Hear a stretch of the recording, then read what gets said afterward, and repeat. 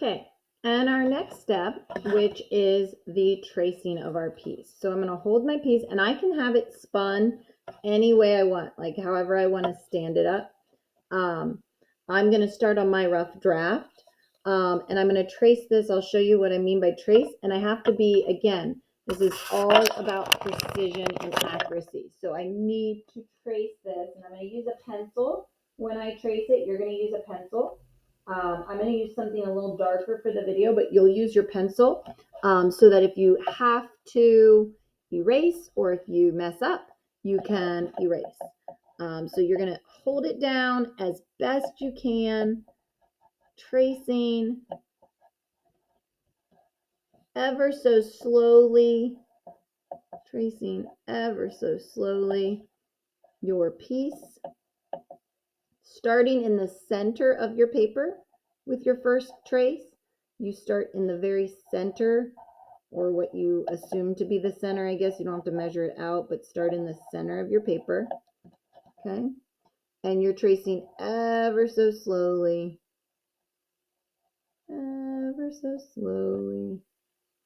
around the whole outside, slowly of your piece. And when you get back to the beginning, then you can lift your piece, and I see my piece. And then the next thing I do is for the tessellation, that's what this type of art is called, is that I have to find how it slides forward and fits into the next one. It's just like a jigsaw puzzle. So here was my one. I'm going to slide it forward so that the back half is lined up with the front of the first one. So I don't have to trace that side. I'm going to trace the other three sides very carefully. Okay, tracing from here where it touches the other piece, right around.